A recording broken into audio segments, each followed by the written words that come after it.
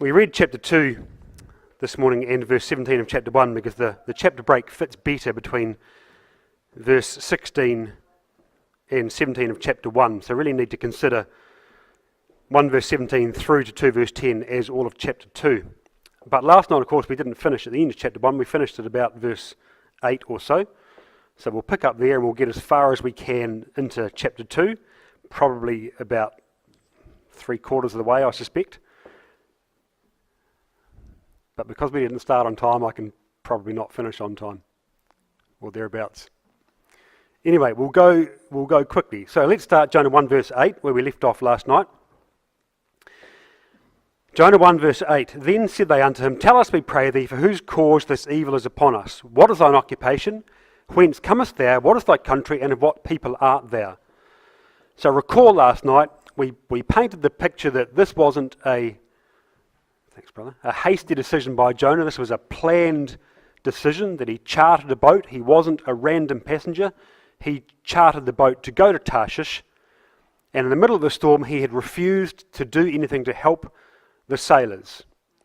And it was the captain of the ropes who went down and got Jonah to say to him, Cry to your God. Why aren't you doing something to help us in the midst of this problem?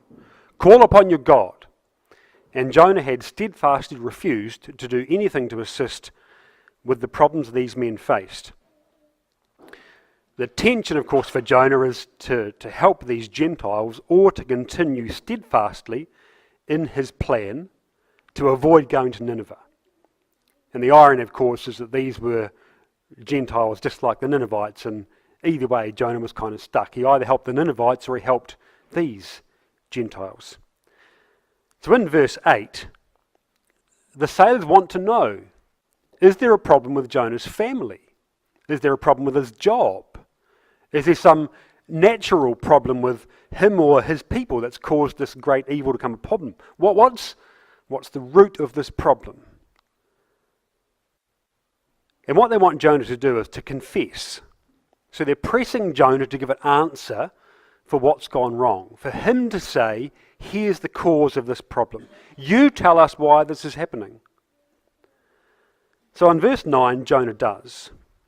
He says, I am in Hebrew. I fear Yahweh, the God of heaven, which hath made the sea and the dry land. Now, if I can just refer you to your notes, in the first few pages, we talk about the structure of the book of Jonah, and we go through a broad structure and then a more detailed structure, and then I gave you a structure per chapter. And if you've read the notes, you'll recall that each chapter is chiastic, which means it's a series of ideas presented with a central point, and then the same ideas are repeated in reverse order to the end of the chapter. So for chapter 1, verses 1 to 3 are an introduction and not counted. But then the chiasm starts in verse 4 and goes through to verse 16. Verse 9 is the central portion of the chiasm of chapter 1. That's the key idea, structurally, that the writer wants us to pay attention to. And there's a key idea in each chapter, which we'll get to as we track through the chapters. So in chapter 1, it's verse 9. We'll come to why that is in due course. But just note that this is a central verse. We need to pay particular attention to it as we continue. So Jonah says, I'm in Hebrew, and that's probably unsurprising because they picked him up at Joppa in Israel, of course. And in calling himself a Hebrew, he calls himself by the name which other countries would have recognised. He didn't call himself an Israelite. He didn't say, I'm from Galilee or Gath-Hepher. He said, I'm a Hebrew, because that's what they would understand. It's meaningful for them. But it also allows him to identify his God, which is what they wanted. Remember, they'd cried to their gods and had no luck. They'd asked him to cry to his God, and he hadn't. And then they'd cast lots to find out who the problem was. Well, he says, this is Yahweh Elohim, the covenant God, the God of heaven, the God of sea, and the God of land. So for the Phoenicians, the competing god was Baal, who was a god of the sky, who could control the weather. So this is, of course, an argument that would be continued for hundreds of years, because in Years to come, it was still a god of Phoenicians of one kind versus a god of Israel in various battles through the history of Israel. The question for the sailors now is, well, can this God control the sea? Because that's the problem they've got. They really didn't care about anything else. Their problem is the storm. But Jonah's given them more information than what they used to. Because Jonah said, this is a God of the sea. That's important. And a God of heaven. Well, that's important because that's where storms come from. And a God of land. Well, that's irrelevant to the sailors. They're not concerned with the God of the land. But what it does do is it gives these sailors a very clear picture of the breadth and scope of Jonah's God. Now, they might not feel subject to that same God, but they understand because they're polytheistic, these men, right? They believe in a multitude of gods. So any particular God who can control the sea and the heaven and the land, that's a formidable God. It is no wonder Jonah is in trouble. If Jonah's upset that God, well, who's this man? What could that man have done to upset a God that powerful, who can control all of those things? And why is he running away? So they ask Jonah a simple question, but he gives them information that would cause them to ask a number of further questions. And if you think about the way the word represents these things, well, the sea is the nations, isn't it? And when God brought the dry out of the sea, well, that's Israel. And the heavens are where the powers are and where God dwells. So what Jonah says is, this is the God over all things. This is the supreme deity who controls all things. Well, that's a mighty God. And what Jonah doesn't do is to say, I'm afraid of my God before whom I've sinned. Jonah just said, I'm afraid of this God. I fear Yahweh. I reverence that God. He doesn't say, and I've done some foolish things and I'm in trouble. He just says, I fear that God. So what Jonah does, and what Jonah only does, is to declare his position. It's a statement of fact before them. He gives them no information about his occupation, about his family, about his land, about what he might have done, which are all the questions they ask. He doesn't answer that question. He just says, I'm in Hebrew and I fear Yahweh. But that's a fearsome God. And through the book, of course, you see that this God clearly is in control of all things. He controls the storm. He controls the heavens. He controls the fish. He controls the gourd. He controls the worm. He controls the sun. He controls all things through the book of Jonah. That's the God that Jonah fears. And so, consequently, verse 10, Jonah chapter 1, the men were now exceedingly afraid. They were afraid earlier of the storm. They are now exceedingly afraid in verse 10 because of what Jonah told them in verse 9 and the implications of who this God is. So they say, as you would, why hast thou done this? Because they knew that Jonah had fled because he told them. So what have you done? What's the story? So you've got to understand now, of course, the disbelief these sailors have. How incredulous they might seem at this man. Why would you flee from a God of the sea by taking a sea voyage? That seems foolish, Jonah. When you're not even a sailor, why would you do that? Surely you know that that would imperil everybody on the boat. Well, he'd told them he was fleeing from his God. And in the first instance, that would mean to them, that was a God of the land. If you come with me to 1 Kings chapter 20, here's how they would think.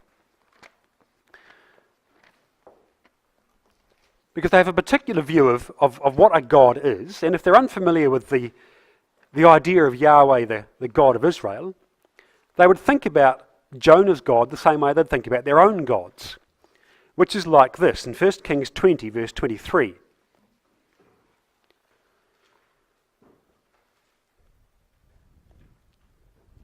1 Kings 20 verse 23. The servants of the king of Syria said unto him, their gods are gods of the hills. Therefore, they were stronger than we, because we were fighting them in the hills. But let us fight against them in the plain, where the gods of the hills aren't. And surely we'll be stronger than they. So what they understand when Jonah says about his God, they have a God who's a God of their neighbourhood, who's a God of their town, or the hill, or the forest, or wherever that God is domiciled. And that's the extent of that God. So when Jonah gets on the boat and says, I'm fleeing from the presence of my God, well, to them that means your God's in Jerusalem. And he's bounded by the borders of Jerusalem. Well, he lives in the city. That's your God. He's a local deity like they all had. So of course you can run away and you can come under the auspices of other gods. Well, that's what they would have thought when Jonah said, I'm running away from God.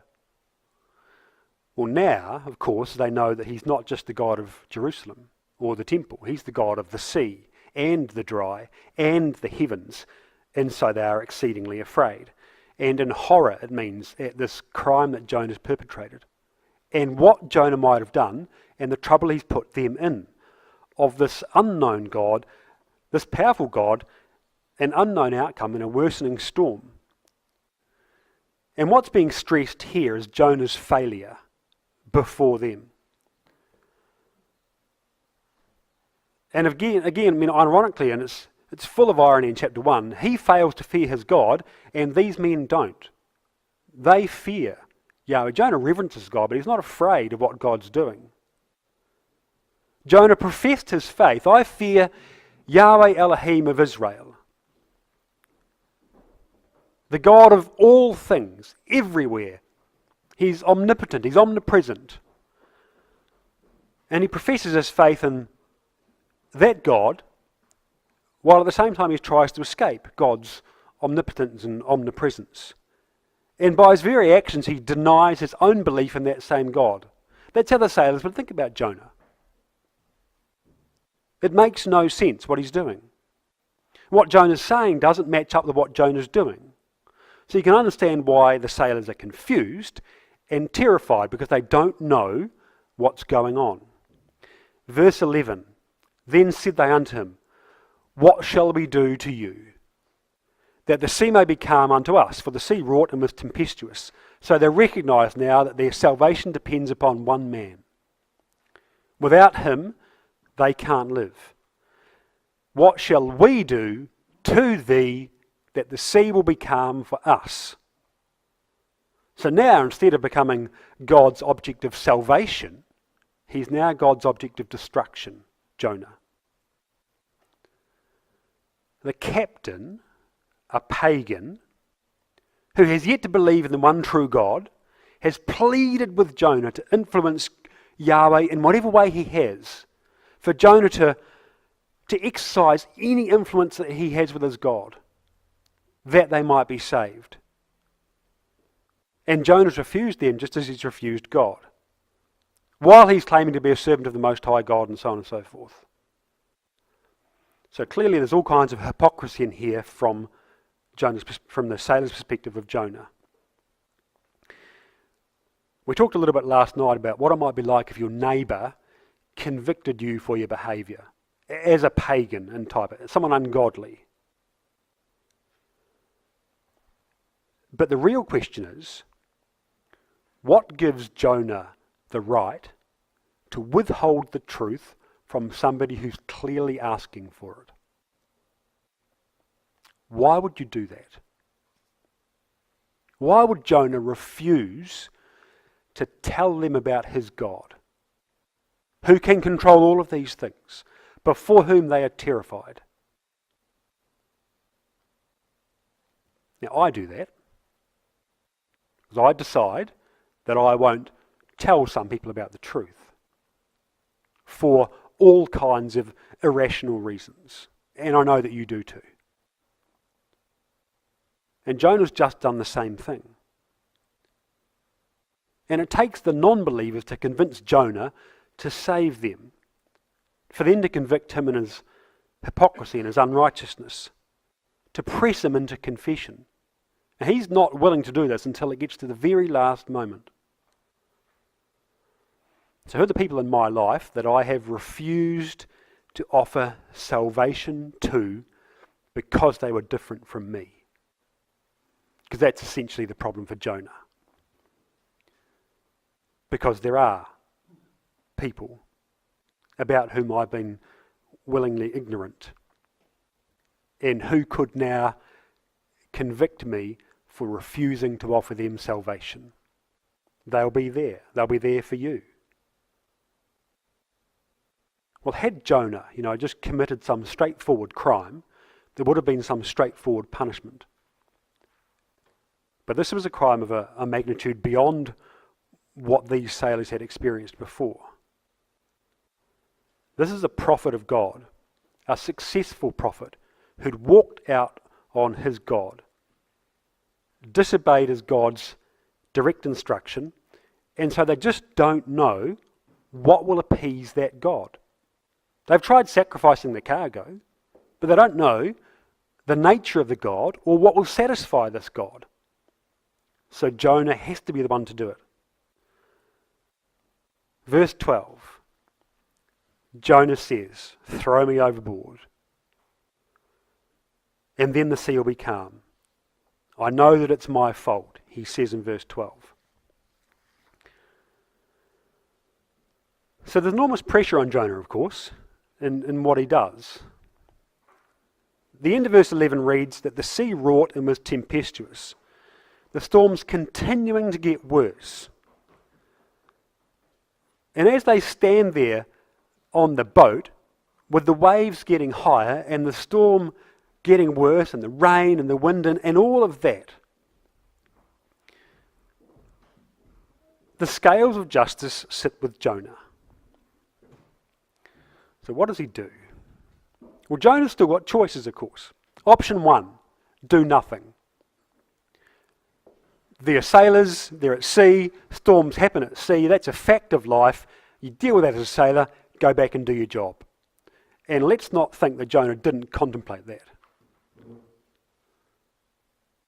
So that was option 1. He didn't choose that, of course, but he could have done that. Option 2, return to Joppa. Now, Jonah didn't want to do that because that was where he came from, of course, because he fled from God there. Well, that would suit the sailors, wouldn't it? That's a quick option. Go back to Joppa and start again. That would have saved the sailors, potentially. Could have given Jonah the opportunity to go and repent before his God and to start afresh. But Jonah couldn't bring himself to do that. And there's a very good reason why, I believe. Jonah had sailed west from Joppa, the opposite direction from where Nineveh lay. If you come to Jonah chapter 3, I think we're told the answer.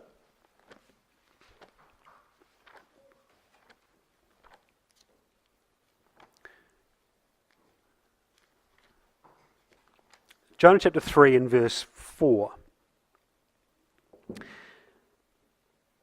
Jonah began to enter into the city a day's journey, and he cried and said, "Yet 40 days, and Nineveh shall be overthrown." In verse 1 of chapter 3, verse 2 rather, God says to Jonah, "Arise, go to Nineveh, that great city, and preach unto it the preaching that I bid thee." So there's been a conversation between God and Jonah. Go and tell them what I've told you to tell them. So Jonah knows destruction will come in 40 days for Nineveh. Jonah's chartered a boat to Tarshish. Why? Jonah just needed to get 40 days out. That's all. I just need to exhaust a 40-day period to avoid my responsibility for 40 days, and judgment will come on Nineveh. That's it. Not complicated. I just need to wait. I'll charter a boat. It's going to take 6 weeks to get to Tarshish, or more. And return journey, 3 months, I don't know. It just needs to be 40 days. And that's all. I'm not going to Nineveh. I just need to avoid my job for 40 days. Nineveh will be destroyed. My people will be saved. You can see it's entirely logical what Jonah's doing. Makes very good sense in Jonah's mind. But he discards that option 2. Option 3, jump. He could have just sacrificed himself perhaps. Said, I'll just go overboard myself. That would perhaps be a compassionate response. That he might have just gone and done it. And Jonah knew he's being disciplined by God. But Jonah didn't take that option either. He made the sailors do it. Throw me overboard, you do it. Jonah would still expect to drown. Perhaps it made the outcome easier to bear. I'm not sure. But Jonah asked them to execute judgment on him rather than executing judgment on himself.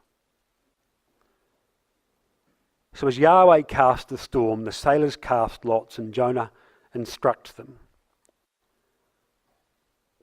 And it's the resignation of death, isn't it? He expected to die when they cast him overboard. And for his disobedience, Jonah's cast into the sea of nations.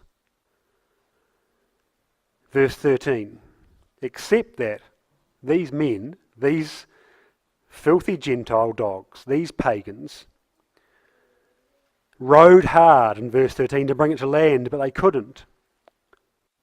And they refused to sacrifice Jonah. So they bent their backs, they pulled the ropes, they tried and tried and tried to make landfall. These are remarkable men, aren't they? An extraordinary spirit. Note in verse 11 that the sea wrought and was tempestuous. Now note in verse 13, the sea wrought and was tempestuous against them. There's no way they're going to make land because this is a God-directed storm. So God's against the sailors in the boat. The sea is actively against the sailors. They're divinely prevented. The casting overboard, therefore, of Jonah, and Jonah asked him to do it. He was willing and voluntary, and in this begins the parable of Jonah as a type of the Lord. He was the willing sacrifice who was put to death for the salvation of others. They laid their hands upon him and they lifted him and they cast him to death. And it's a glorious type that exists through the book of Jonah. But it's different also. Because these sailors, they weren't like Pilate, and they weren't like Caiaphas, who just wanted to put the man to death. These were heathen, these men who showed a greater moral understanding than Jonah. They understood in some crude form the character of this God. When the Lord was sacrificed, he would pray for forgiveness for those who would put him to death. Jonah didn't do that. So while he's a wondrous type in other ways, he's a terrible type in others. Here, the sailors themselves pray for forgiveness. These sailors, Gentile converts from the first overseas preaching effort, which Jonah had tried to avoid, and here he is converting nevertheless. And these pagans showed more concern for one single prophet of Israel than the prophet of Israel showed for an entire nation. And they did what they could to save him. Ultimately, though, of course, verse 14, they realise they can't. And so they do the only thing they think left to do, which is what, of course, Jonah has thus far failed to do. They cry unto Yahweh. We beseech thee, O Yahweh, in verse 14, we beseech thee, Let us not perish with this man's life, and lay not upon us innocent blood. All key words, aren't they? For thou, O Yahweh, hast done as it pleased thee. They couldn't be sure they were doing what God wanted in the way that God wanted them to do it, but they were trying. And you can understand that they probably feared themselves for their own lives because they were taking the life of one of Yahweh's chosen servants. So it's a really hard position Jonah's put these men in. Nevertheless, verse 15, they took up Jonah and cast him forth into the sea, and the sea ceased from her raging. Once they had prayed. What's Jonah thinking while these men are praying to his God? Does it prick him at all? That they are crying to his God, doing whatever they can think of for his God, and he steadfastly doesn't. Is there a shred of compassion in the man?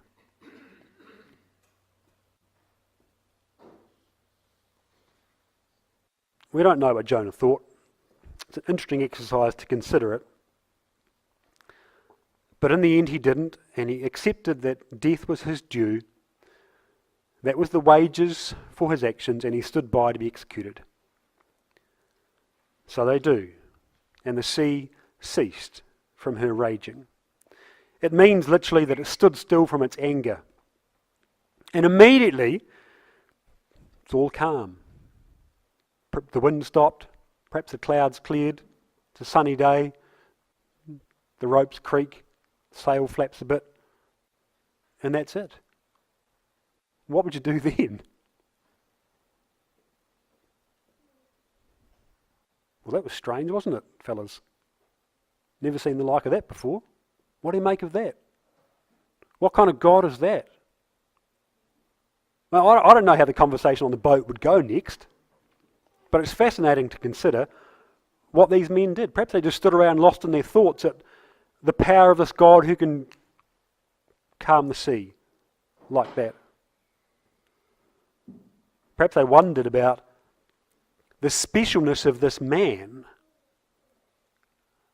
that would cause his God to do that in a moment. Absolutely they were part of something significant and special, and they knew that.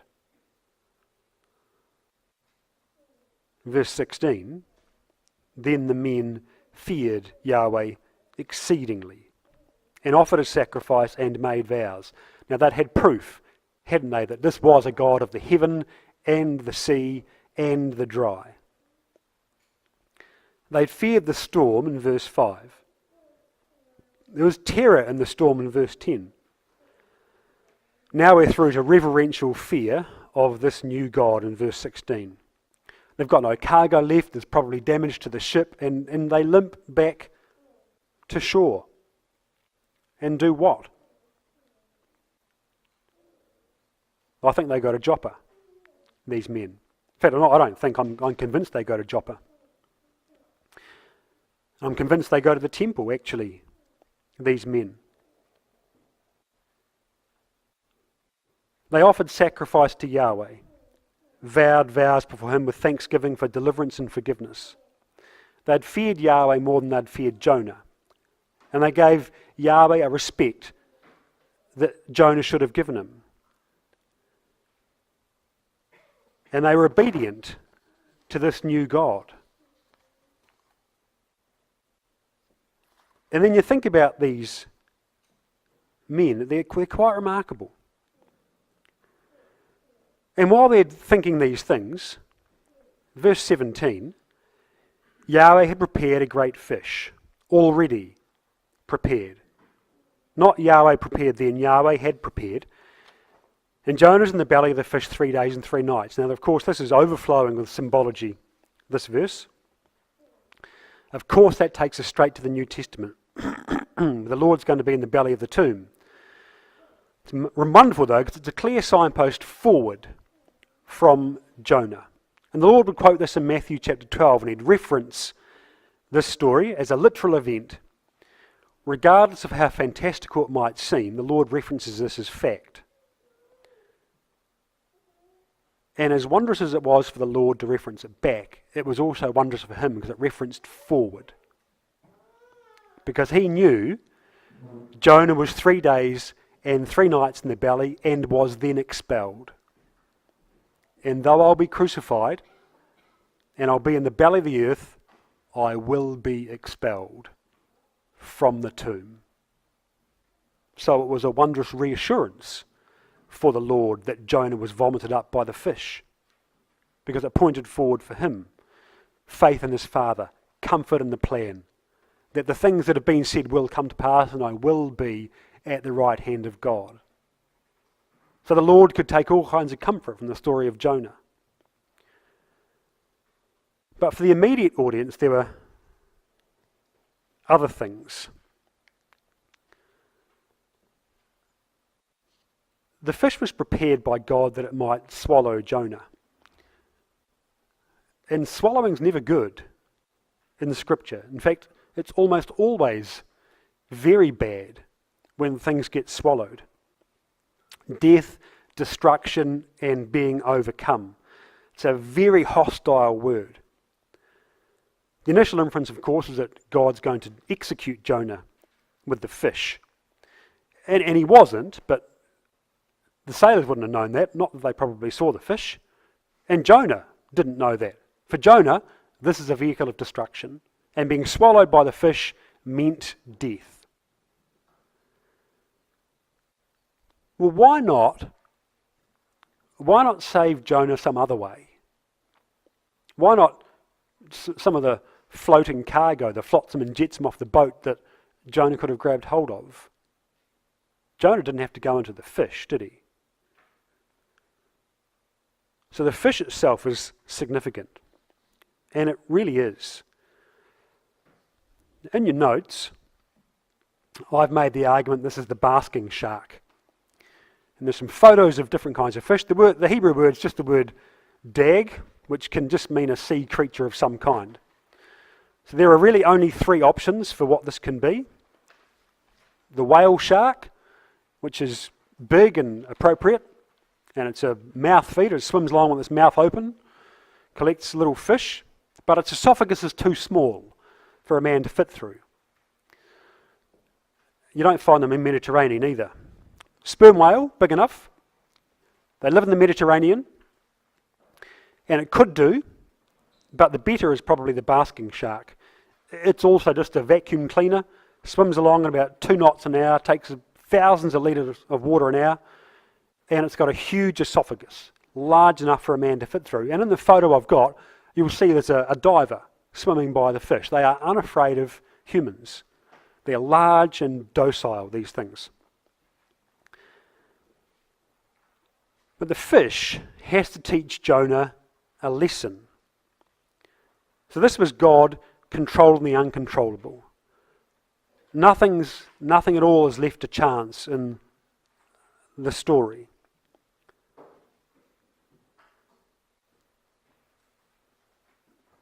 Doesn't really matter what kind of fish it is, by the way. I think we're right about the basking shark, but the kind of fish isn't the point.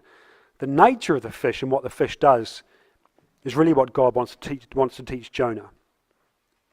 So verse 2, Jonah chapter 2, verse 1 rather, Jonah prays unto Yahweh, his God, out of the fish's belly.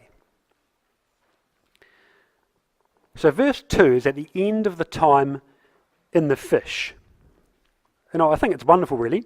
It's just a little reminder. There are lots more. It's a reminder it doesn't really matter where we are or what we're doing, we can offer prayer. And here are some that I just had a quick skim. It doesn't require formality in many occasions. Jonah can offer a prayer from a fish's belly. We can offer prayer anywhere, anytime, for no reason at all other than the opportunity arises to offer prayer. Pray without ceasing, and so forth. Well, Jonah does, because the issue is that we offer prayer rather than waiting for the right time. But it's an interesting set of circumstances, because for a Near Easterner, given that they didn't like the sea, drowning was an entirely ignominious way to die. In fact, it's humiliating for them because they didn't like the sea. So Jonah then cries out in verse 2, by reason of his affliction unto Yahweh, Yahweh heard me, out of the belly of hell cried I, and thou heardest my voice. So verse 2, if you like, acts as a summary of Jonah's time from leaving the boat to being in the fish. And then through to verse 7 is the raw emotion of a man drowning as he sinks.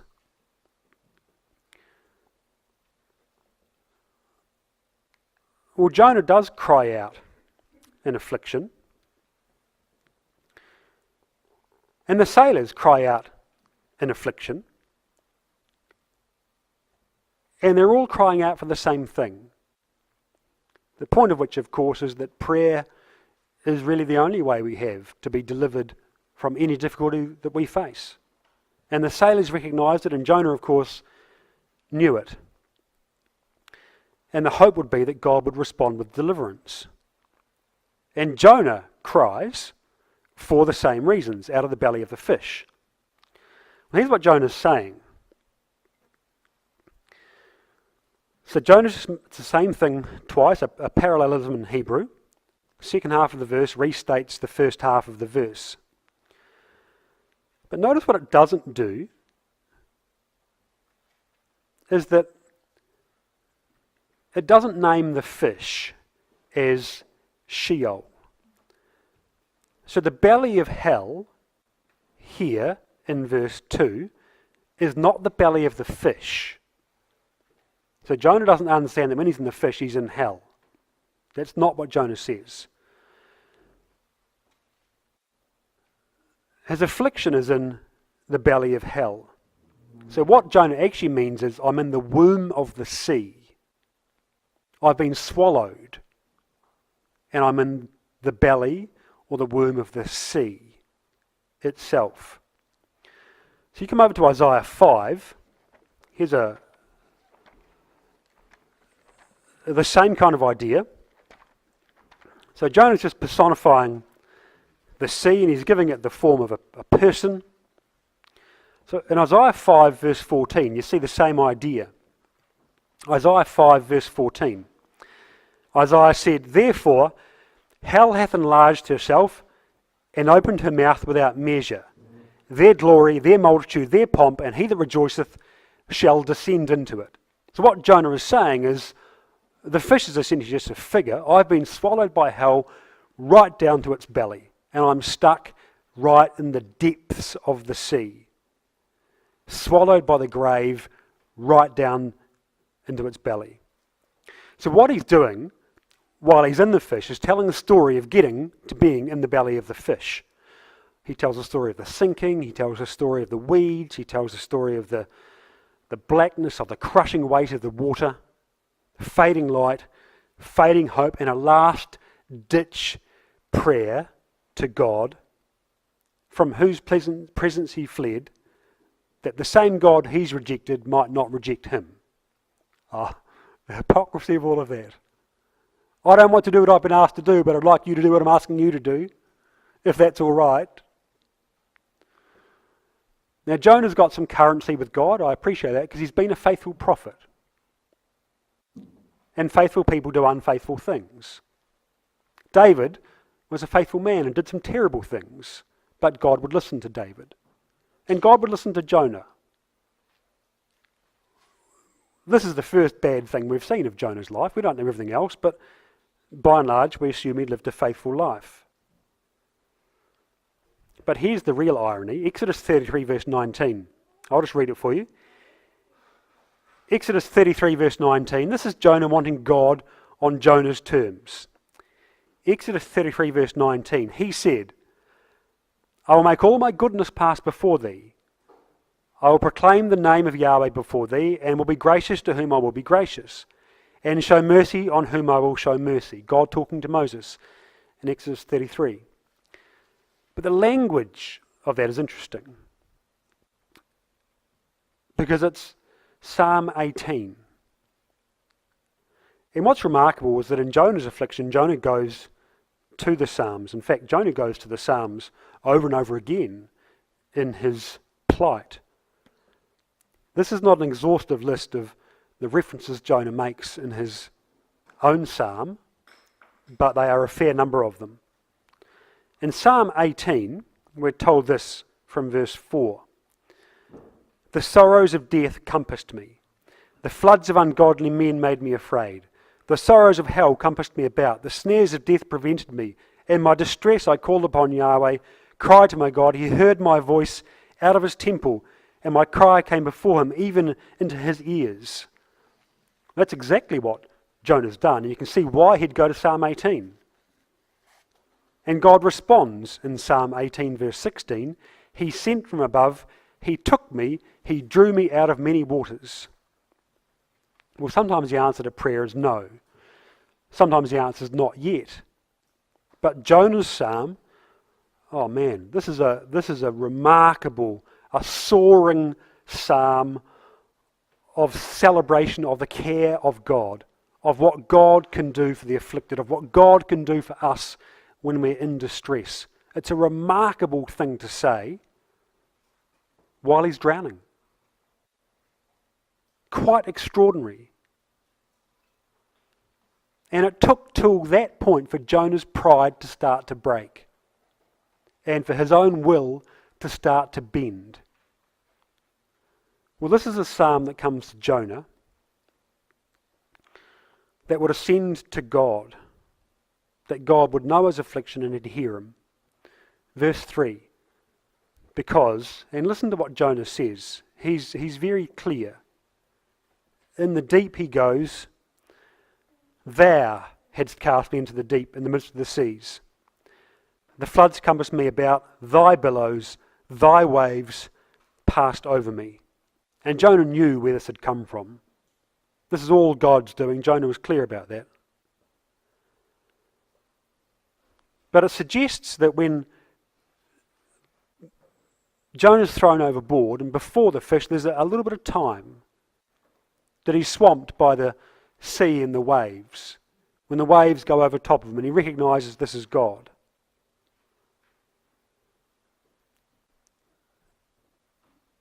And when Jonah says, in the midst of the seas,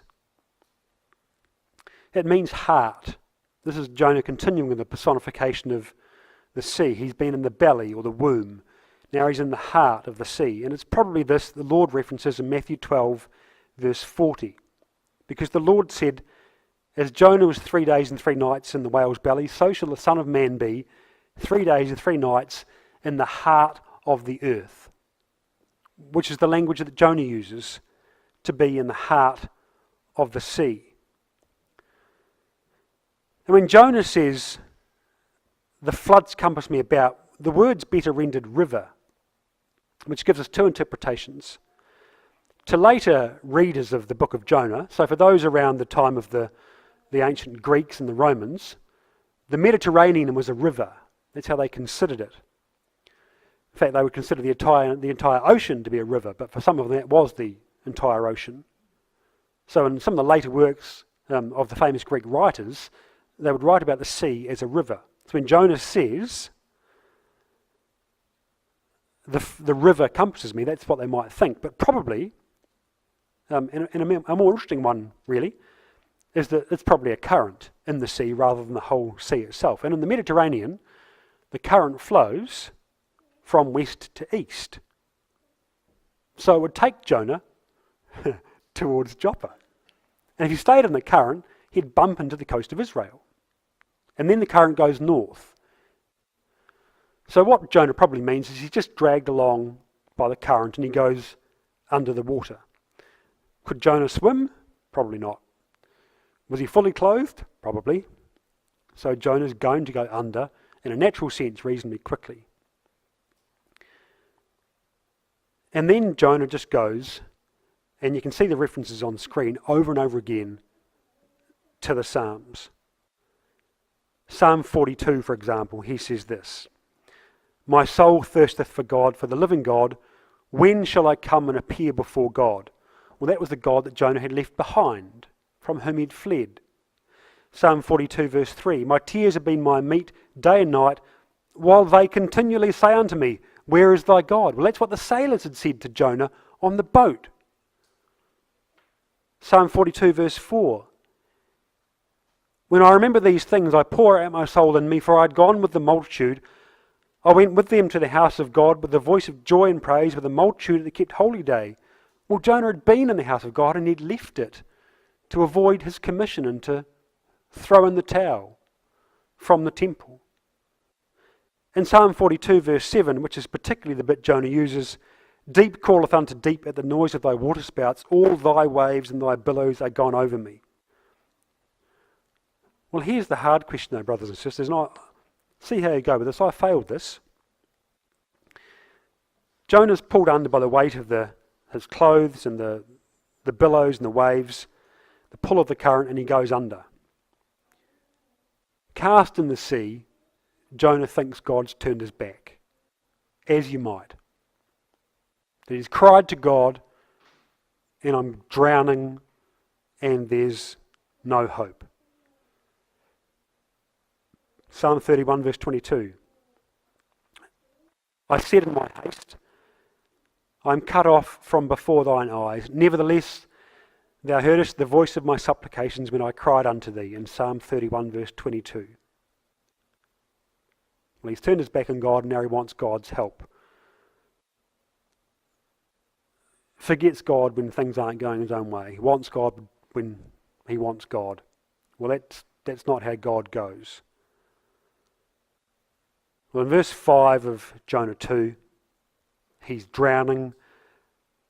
The depths close about, the weeds about his head, and he recognises that this is really hopeless. There's probably no way out. So Jonah's giving way to the burden of impending death. And in verse 5, when he uses the word depth, that's the same word used in Genesis 1 verse 2, when darkness was upon the face of the deep. So this is the chaotic, dark, unbridled, uncontrolled place that the sailors feared and that the Jews didn't like on the sea. It's that, the chaos of Genesis 1 verse 2. And Jonah recognises there's no God there. It's just darkness on the face of the deep, and I'm in the belly of that place. And you can sense his despair. Because that's what the world was like before there was light and before God moved upon the waters. So in verse 6 of Jonah 2, down to the bottoms of the mountains, the earth with her bars was about me forever. Yet thou hast brought up my life from corruption, O Yahweh my God. So for Jonah, well, there's nowhere else to go, is there? He can only go down. And he sinks to the sea floor or thereabouts. Surrounded by the mountains and the sea, surrounded by the sea, buried in the heart of Sheol, surrounded by the bars and gates of the grave. Take a step aside from Jonah. Every culture has a story like this, in some way or shape or form. Some kind of underworld mythology. We saw last night the Greeks had Hades, and you'd pay your fare to the ferryman and he'd take you across the river Styx, and then you'd go into the underworld. Well, that was their story. The Babylonian had a different argument. Their realm was surrounded by 7 walls, was ruled over by Urkala, who ruled that place. And you had to get through the 7 gates to get to the dark place where the dead resided. And so on they went. And every other culture has a story like that of some kind. Well, for the Jews, it's the prison house of Sheol, which is why Jonah talks about the bars and the gates. And if you think about Samson, well, it's the bars and the gates that fortify you and lock you in, which Samson had to break out of the walls to escape. So that's the kind of story Jonah's painting. I'm trapped in this prison house, and there's no escape from prison. Impenetrable city, surrounded by a mountain fortress, and that's the belly of Sheol. Well, how long does that take? I've got a little note in your notes about how long that might have taken. Jonah doesn't drown, and when Jonah's writing this psalm, clearly he's conscious from when he goes into the water all the way down to the bottom, because he can retell the story from the belly of the fish. But it isn't long, and what it does say is how remarkably well timed the fish is. There's a very clear process for drowning that I've got in your notes. Maximum time to drown, 10 minutes. Probable time to drown, 3 minutes. 6 minutes for probable drowning, but 3 minutes before you're unconscious. And then there's loss of oxygen to the brain, then complete loss of oxygen, and then you die. And it's predictable, well-timed, and everyone's exactly the same. What it means for Jonah is God's got to time the fish to the second. When it says earlier on God's prepared a fish, he really has, to just the moment for the fish to get Jonah before Jonah drowns. All Jonah sees is the door slamming on the prison house and the key in the lock and the lock being turned, and there's no escape.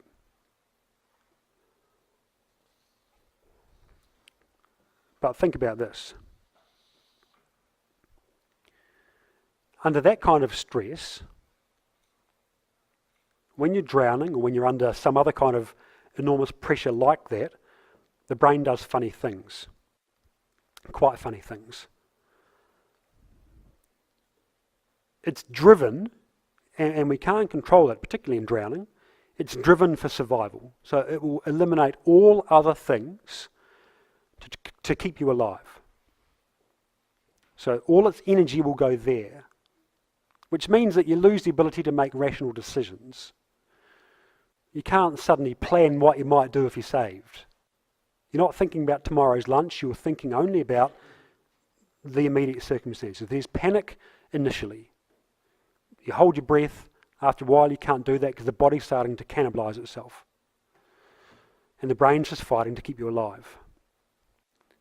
In that time, all of the kind of the fluff of life, if you like, is stripped off. And the brain reverts to type. It goes to the places it's familiar with. So the things that you think about the most are the places the brain goes when it's under pressure, because that's familiar. Because the brain doesn't like to waste energy.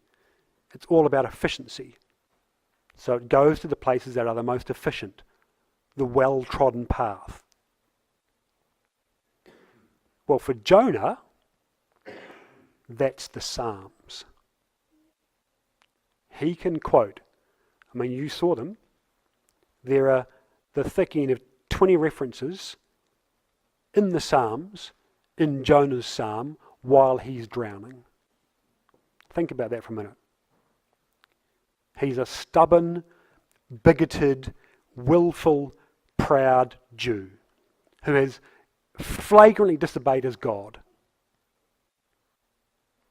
Yet when you strip Jonah's mind bare, what is it? It's the Psalms. That's what's left when the fluff of Jonah's life is gone. And you know, when you stand before the Lord at the judgment seat, he's going to say, is the mind that is in me the mind that is in you? Let's just strip away the fluff and see where your brain goes the most often. Well, I squirmed a little bit, to be fair, when I read that, because I thought, if I had 180 seconds left, would my mind go to the Psalms? On the cross, Psalms. In the belly of Sheol, Psalms. Brother Brendan, possibly not. which was an awkward question when I asked myself. So I thought, though I might be able to criticise the willfulness of Jonah, when I put myself beside him, I thought, but he outshadows me in all kinds of other ways. Because that was his mind compared to mine, which is quite remarkable. Because that's a mind steeped in the Word. But Jonah knows that he is really about to die.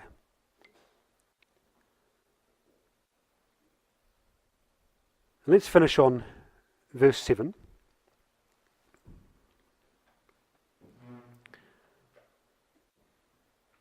When my soul fainted within me, Jonah said, I remembered Yahweh, and my prayer came into thee, into thine holy temple. And just as it was in chapter 1 and verse 6 with the sailors, prayer is presented as the key to salvation, where we might otherwise perish. And in those seconds, Jonah does.